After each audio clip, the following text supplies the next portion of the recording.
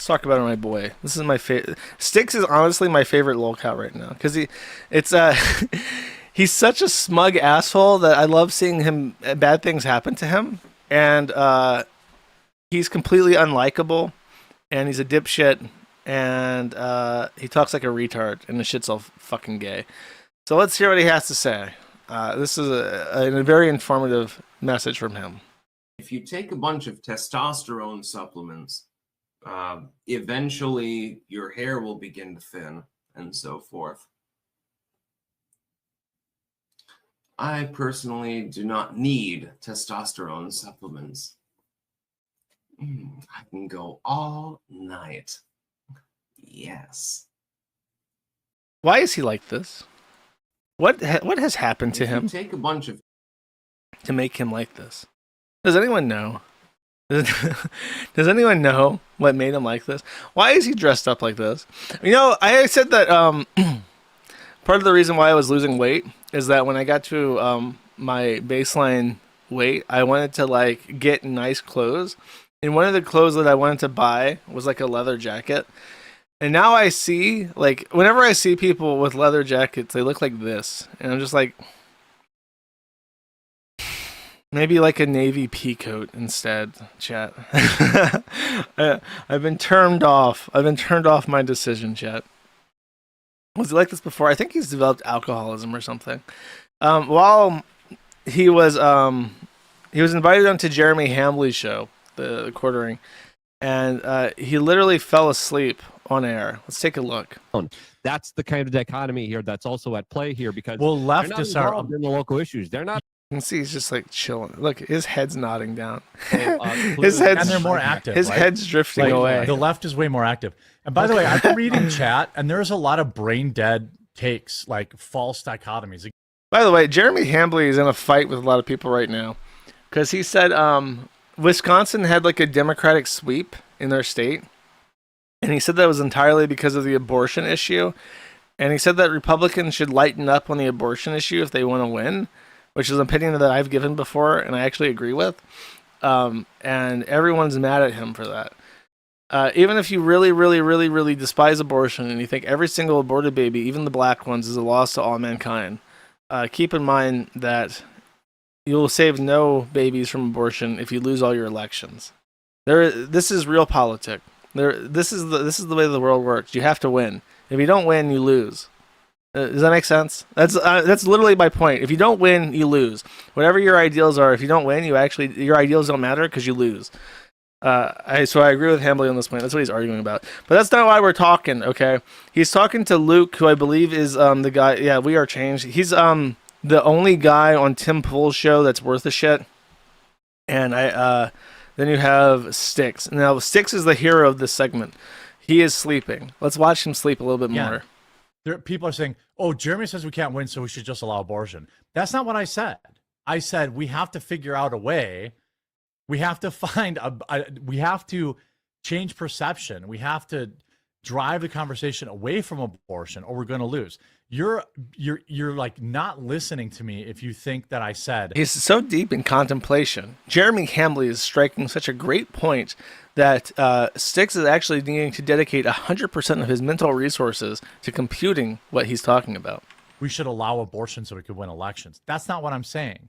I'm saying you're an idiot if you don't see that in purple states, that's why we're losing. And if you want to say voter fraud, it wasn't voter fraud. Now, did George Soros spend an assload more money? Yes, and that hurt. But I can tell you for a fact that when the data comes out after the fact, there will be tens of thousands of women that voted for Trump and voted for Susan Crawford. Why the fuck do you think that is? It's because of abortion. And it's not a guess. I live here. You know what I mean? Like, yeah. Well, let's go. You know, I thought at this point he woke up, but he didn't actually. He like leaned backwards and got super comfy in his chair, a little bit more comfy. It's By the way, you can see that Luke from Tim Pool's show is like aware of the situation. They're both now aware because they were willing to ignore him for a while until his head dripped back. Because they thought, because this guy's been here for like 20 minutes, like, oh, is he finally going to talk? Because he's moving. And they both noticed. Look at how they're looking.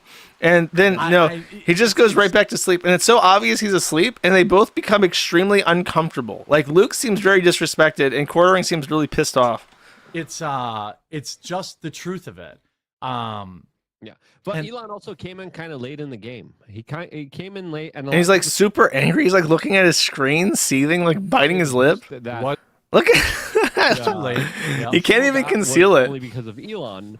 And these other guys, I mean, they were in the shadows. I was hearing about the shadow funding of this Democrat Supreme Court. No, the We Are Change guy is from Tim Pool's show. He shows up on it, doesn't he? Who is? I'm like 99% certain that Luke guy is like a libertarian who's like on Tim Pool's show all the fucking time. Appointee now. Not appointee, this candidate now for weeks and weeks on end now. So clearly, the whole Republican Party machine. Then he gets booed. Dude, look, he's like actual furrowed brow, like seething anger, like boiling over fucking contempt. Look at that look. That is not a look you want to get from somebody that you consider your friend.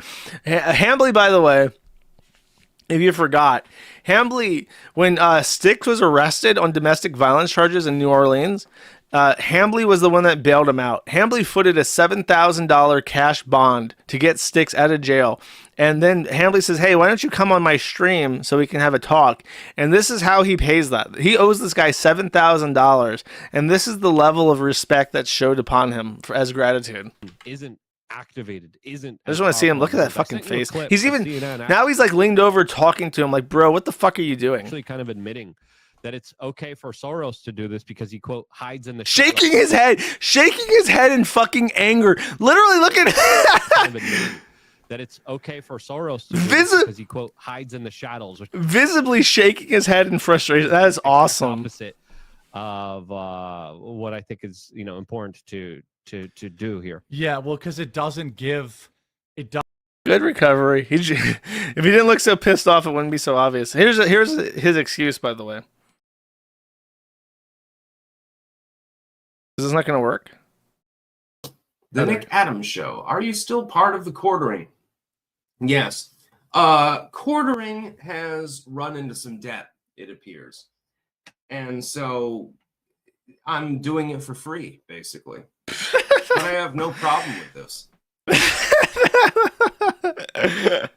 Don't ever say those words. He knows the meme. He's referencing the meme, but he's saying them and then he's like, yes, I'm quite proud that I do it for free, actually. So, yeah, I believe that I will be on the Quartering at 2 p.m. I'll probably keep this. So this was before on the shorter end, and then I'll go on with him. But I don't have any problem with it because I figure he had my back at my darkest hour. So I'm going to have his back. And I love it. He loves it. He loves it. Jeremy Hambly says, you gonna be on my show, boy. I've given you all that money.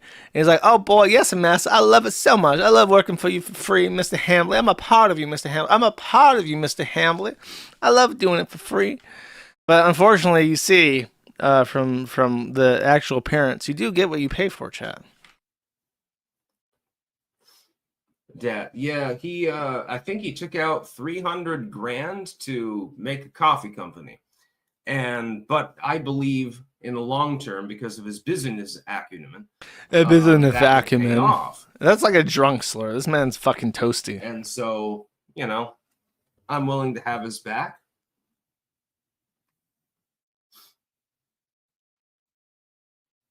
I believe that it will pay off, and therefore I'm going to have his back. I believe it will pay off. It's an interesting way to reference, like, I'm friends with this guy. I like it. If someone asked me, like, if I was still doing appearances on Ricada, or if I, like, streamed frequently with, like, PPP, I would be like, I wouldn't say that. I would be like, I like being on his show. That's what I said with showing up on the Dick Show. I like it. I like being on the show. I like talking to him about stuff. I like sharing locales with like a different audience. It's fun. If you're doing streaming right, your guest appearances should be fun. But he's like, no, actually, I think it will pay off. I think once I sow my oats in his audience, I will accrue some of my own fans from them. Yes, indeed.